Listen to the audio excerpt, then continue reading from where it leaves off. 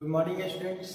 आज की क्लास में हम लोग डीसी शंट जनरेटर्स के बारे में डिस्कशन करेंगे, क्योंकि पिछले क्लास में हम लोगों ने डीसी सीरीज जनरेटर के बारे में देखा था कि वो क्या है, कैसे कार्य करता है। आज हम लोग डीसी शंट जनरेटर के बारे में देखते हैं कि डीसी शंट जनरेटर को हम लोग किस जगह यूज करते हैं, डीसी जनरेटर किस तरह से कार्य करता है। तो सबसे पहले हम लोग देखते हैं DC shunt generator. Shunt generator में यहाँ पर आपको दिया हुआ है फिगर। ये फिगर जो है ये दिखा रहा है, इससे ये पता चल रहा है कि इसमें फील्ड कॉइल और ये आर्मेचर, ये दोनों पैरेलल में जुटा हुआ होता है। फील्ड कॉइल और आर्मेचर पैरेलल में जुटा होता है और उसके बीच में एक रिहोस्टेट, हम लोग इन दोनों के बीच में सीरीज में एक रिहोस्टेट जोड़े हुए होते हैं। इनका जो आर्मेचर्स का टर्मिनल्स होता है वो स्विच के द्वारा लोड पर जुटा हुआ होता है। इस जनरेटर में ये जो फील्ड कॉइल है, इसमें जो हम लोग तार यूज करते हैं वो तार जो है वो पतला तार यूज करते हैं और आर्मेचर में जो है वो हम लोग मोटा तार यूज करते हैं। तो फील्ड कॉइल में पतला तार यूज करना और आर्मेचर में मोटा तार यूज करना, इसके पीछे रीजन क्या है?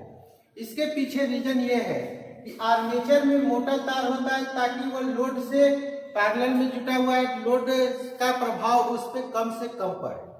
और फील्ड कॉइल पतला तार का होता है। इसका कारण क्या होता है कि आर्मेचर के द्वारा जो हम लोग यहाँ पर कह सकते हैं कि आर्मेचर के द्वारा जो ईएमएफ उत्पन्न होता है उसको यह सह सकता है। जनरेटर को लोड पर हम लोग को डायरेक्ट नहीं जोड़ना चाहिए, क्योंकि लोड पर अगर हम लोग डायरेक्ट इसको जोड़ते हैं तो टोटल जो करंट होता है वो लोड पर चला जाता है, जिसके कारण ये फील्ड कॉइल जो है, इस फील्ड कॉइल में पूर्ण मैग्नेट नहीं बन पाता है। साथ ही साथ इस जनरेटर को भी एक निश्चित लोड पर ही चलाना चाहिए। साथ ही साथ इस जनरेटर को भी एक निश्चित लोड पर ही चलाना चाहिए। इसमें हम लोग देख रहे हैं कि आर्मेचर करंट, आईए का मतलब हो गया आर्मेचर करंट, और आईएन का मतलब हो गया लोड करंट, और आईएसएच का मतलब हो गया शंट करंट। तो यहाँ हम लोग क्या देखें कि आईए करंट जो होता है वह यानी आर्मेचर करंट जो होता है वो क्या होता है, लोड करंट और फील्ड करंट के योग के बराबर होता है।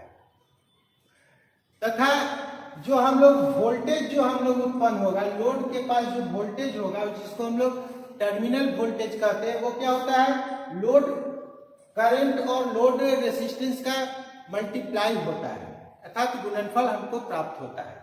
और आर्मेचर में जो वोल्टेज होता है वो क्या होता है, आईए और आरए, अर्थात आर्मेचर करंट और आर्मेचर का रेसिस्टेंस के द्वारा हम लोग आर्मेचर का वोल्टेज ज्ञात करते हैं। इस प्रकार के जनरेटर का यूज हम लोग सेंट्रीफ्यूगल पंप में, इलेक्ट्रोप्लेटिंग में, वेल्डिंग में, एक्साइटर में, बैटरी चार्जिंग में और लिफ्टिंग लोड में करते हैं। इस शंट जनरेटर से रिलेटेड जो एक दो क्वेश्चन आपको हम शेयर कर रहे हैं जो काफी इंपॉर्टेंट है।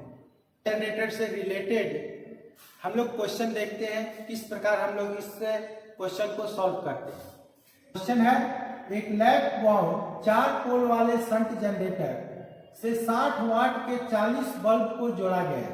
यदि बल्ब को 200 वोल्ट सप्लाई दिया जा रहा है और आर्मेचर का प्रतिरोध 0.1 ओम है तथा फील्ड का प्रतिरोध 100 ओम है, तो क्या ज्ञात करना है? सबसे पहला हमको ज्ञात करना है आर्मेचर का करंट। सबसे पहले हमको ज्ञात करना है आर्मेचर का करंट, उसके हमको ज्ञात करना है प्रति पथ आर्मेचर का करंट, कुल प्रेरित विभवांतर बल, टोटल वोल्टेज, और जबकि ब्रश का संपर्क वोल्टेज 1 है। ये हम लोग का एक क्वेश्चन है। इस क्वेश्चन में हम लोग क्या करते हैं, सबसे पहले क्या क्या क्वेश्चन में दिया हुआ है इसको हम लोग यहाँ पर साइड में गिवन में लिख लेंगे। तो सबसे पहला दिया हुआ है पोल का संख्या 4, यहाँ पर ये 4, यहाँ 4 लिख देंगे। पथ का संख्या पूछ रहा है, तो चूंकि ये लैप वाउंड है तो लैप बाउंड में A इक्वल P होता है, इसलिए पथ की संख्या हो गया 4। लोड कितना जोड़ा हुआ है, तो लोड हम लोग का जोड़ा हुआ है कितना, 60 वाट का 40 बल्ब, तो 40 इंटू 60 बराबर 2400 वाट। अब क्या दिया हुआ है, टोटल वोल्टेज, यहाँ पर ये VT दिया हुआ है हम लोग का, VT दिया हुआ है 200, तो टोटल वोल्टेज हम यहाँ लिख दिए 200। अब हम लोग को क्या दिया हुआ है कि आर्मेचर का प्रतिरोध यहाँ दिया हुआ है, तो ये आर्मेचर का प्रतिरोध हम लोग लिख दिए 0.1 ओम। फील्ड कॉइल का जो प्रतिरोध है वो कितना दिया हुआ है 100, तो फील्ड कॉइल का प्रतिरोध हम लोग यहाँ लिख देते हैं 100। लास्ट में दिया हुआ है कि ब्रश का संपर्क वोल्टेज जो है कितना है 1 वोल्ट, तो यहाँ पर हम लोग जो ये 1 वोल्ट है यहाँ पर लिख दिए। अब हम लोग सबसे पहले क्या करते हैं कि लोड करंट निकालते हैं। फर्स्ट स्टेप में load current IL equal to क्या हो जाएगा, L बराबर क्या हो जाएगा W बाई V, क्योंकि हम लोग पढ़ चुके हैं ओम के नियम में कि I बराबर P बाई V होता है, तो P को ही हम लोग पावर को ही वाट करते हैं, इसलिए यहाँ पर W बाई V, तो टोटल वाट हो गया 2400 और वोल्टेज हो गया हम लोग का 200। ये दो जीरो आपस में कैंसिल हो गया और इसको हम लोग इस तरह से डिवाइड कर दिए, तो आ गया कितना 12 एम्पियर। अब हम लोग क्या करेंगे, फील्ड करंट निकाल लेंगे, अर्थात ISH निकालेंगे। ISH निकालेंगे तो ISH बराबर क्या होता है, I निकालने के लिए वोल्टेज और रेसिस्टेंस का यूज हम लोग करते हैं, तो V बाई R हम लोग पढ़ते हैं ओम के नियम में, यहां लिखेंगे V बाई RSH, तो V हो गया हम लोग का कितना 200 और RSH कितना है हम लोग का 100। RSH यहाँ पर हम लोग का दिया हुआ है फील्ड प्रतिरोध, शंट का जो प्रतिरोध है कितना है 100, तो इसको काट दिए तो आ गया हम लोग का 2 एम्पियर।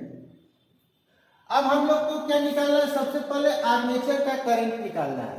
तो आर्मेचर का करंट के लिए हम लोग पढ़े थे, फार्मूला क्या होता है IA equal to IL plus ISH, यही फार्मूला हम लोग पढ़े थे।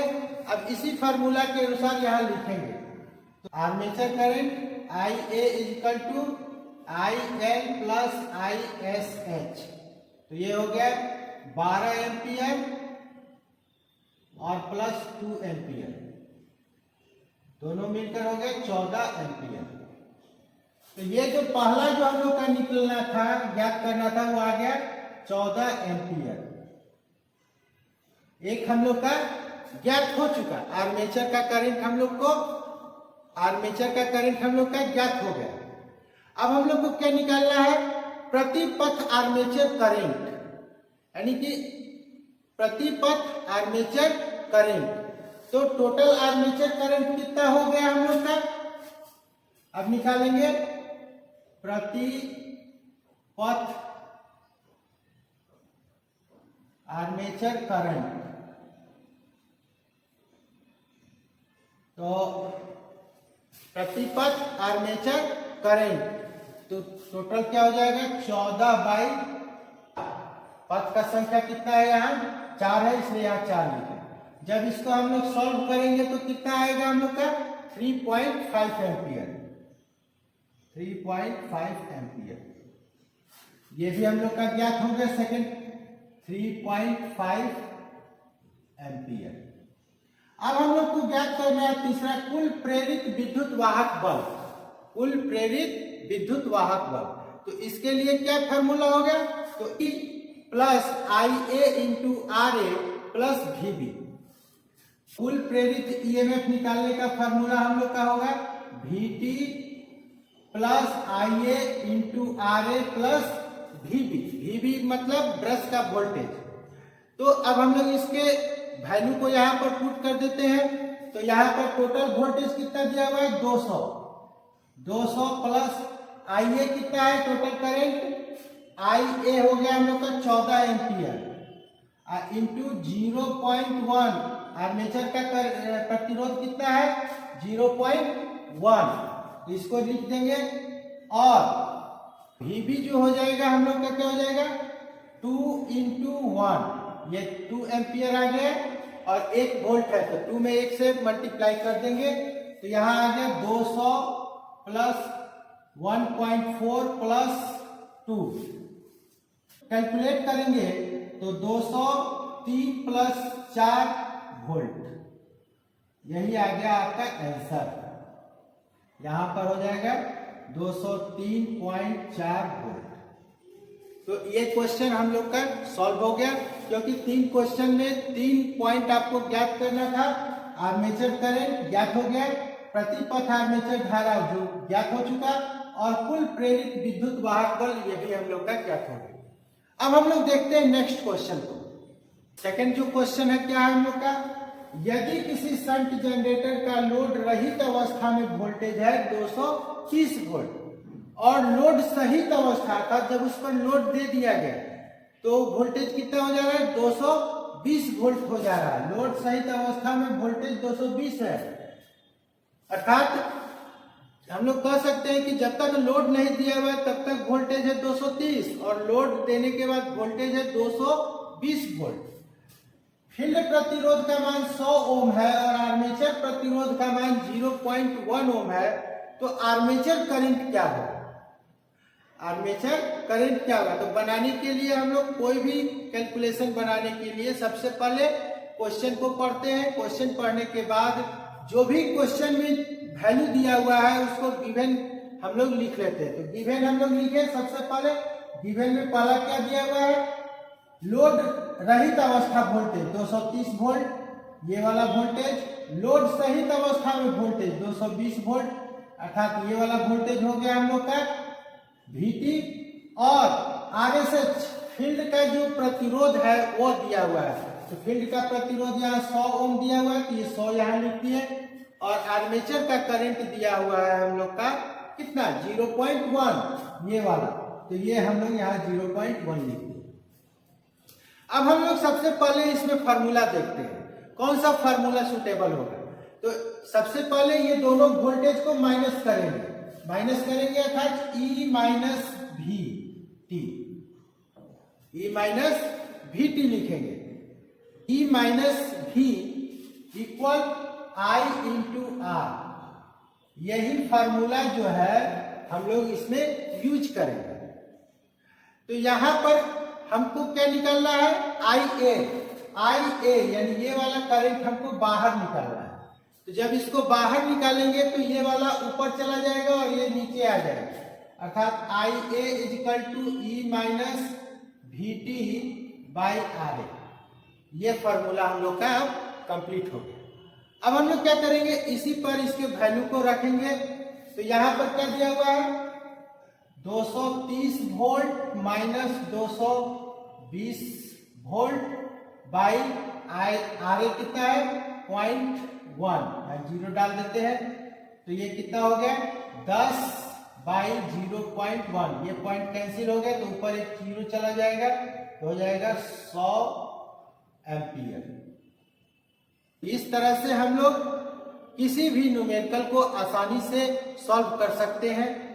अगर क्लास आपको अच्छा लगे अपने सभी ITI करने वाले दोस्तों तक इसे शेयर करें, वीडियो को लाइक करें। अभी तक अगर आपने चैनल को सब्सक्राइब नहीं किया तो चैनल को सब्सक्राइब कर लें, बेल नोटिफिकेशन को ऑन कर लें, जिससे चैनल पर लोड प्रत्येक वीडियो का नोटिफिकेशन आप तक मिलता रहे। Thank you.